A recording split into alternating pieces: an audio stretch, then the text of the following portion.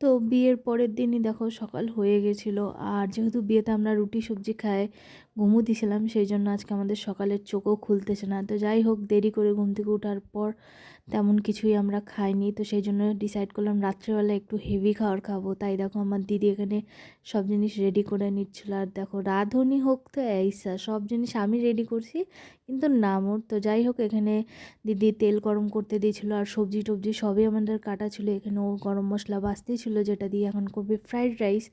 তো সবারই ধরতে গেলে ফ্রাইড রাইস অনেক অনেক ভালো লাগে, আমাদের খানদান তো ভালোই লাগে।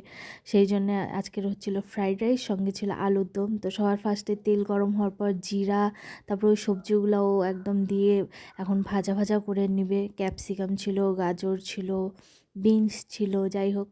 তো সব কিছু দিয়ে এখনও ভাজা ভাজা করার পর তারপরেও আস্তে আস্তে প্রসেসিংগুলো দেখাবে। দেখো আমাদের এখানে ভাজা হচ্ছে, সঙ্গে মটরশুঁটি। আর এইটা ছিল রাত্রের বাঁচা হওয়া কেক, যেটা দিদি আমি শেষ করব। হ্যাঁ, সব বাচ্চাগুলোকে আমি সকালবেলায় বাইটে দিয়েছিলাম কেক, সবাই আসছিল।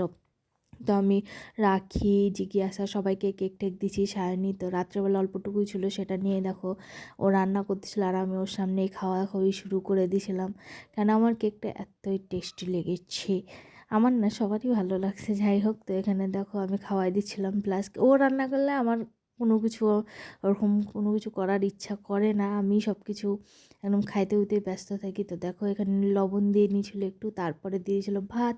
আর দেখো খিলা খিলা রাইসগুলো কীভাবে তাকিয়েছিল আমার দিকে, আমার তো একদমই লোভ লাগিয়ে গেল, কিন্তু আমার দিদি আমাকে গালাইতেই ব্যস্ত। যাই হোক, তো এখানে দেখো আমার দিদি এখন এটা নাড়ে ফাড়ে দিচ্ছে, আর সঙ্গে আমার সব থেকে বেশি ফেভারিট জিনিস সেটা হচ্ছে কাজু, সেটাও দিয়ে দিল। এটাও আগে ভাজে রেখে দিয়েছিল।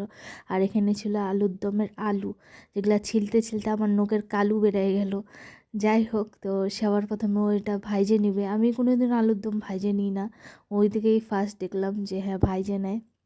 তো কড়াই গরম করে হলুদ দিয়ে আলুগুলোকে ভাইজে আলাদা করে, তারপর এখন দেখো এখানে তেল গরম করে আবার পাঁচ ফোড়ন, তো না ওই কী বলে জিরা, গোটা গরম মশলা, পেঁয়াজ দিয়ে সম্পূর্ণ একদম ভাজে ছিলার। সঙ্গে দেখো বললাম না আমার সুবুর নাই, সেই জন্য আমি ওকে প্রথমে ফ্রাইড রাইস খাওয়াই দিলাম। প্রথমে তো যদি জাহার টায়ার হয় যে বানাইছে, সেই জন্য ওকে খাওয়াই দেখি না ও মরে নেই, তাই জন্য আমিও খাইয়ে নিলাম দাঁড়ায় দাঁড়ায়।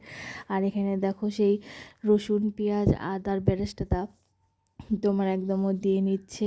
আর এখানেই হবে এখন আমাদের আলুর দম। তো মশলা এখানে দিয়ে দেওয়া হয়েছে, আর এখানে হচ্ছে মশলা কষানো। তো দেখো মশলাও আমাদের খুব তাড়াতাড়ি কষে গেছে, আর এখানে ভাজা আলুগুলা দিয়ে দেওয়া হচ্ছে, যেটা দেখতে এতটাই ভালো লাগতেছিল। নতুন আলুর এখন আলুর দম খাওয়ার মজাটাই আলাদা। যাই হোক, তো এখানে জল দেওয়ার পর দেখো এক্সেস জল হয়েছে, তো এটাকে শুকায় নিবে। আর লাস্টে দিয়ে দিয়েছিলাম আমরা বাড়িতে তৈরি করা গরম মশলা। তো যাই হোক, এই করে আমাদের রান্না কমপ্লিট। আর দেখো থালা নিয়ে রাত্রেবেলা বসে পড়ছে সবাই মিলে গরম গরম ফ্রাইড রাইস আর আলুর দম। তো আজকে ভিডিও এখানে কমেন্টে জানাও কার কার ভালো লাগে। টাটা।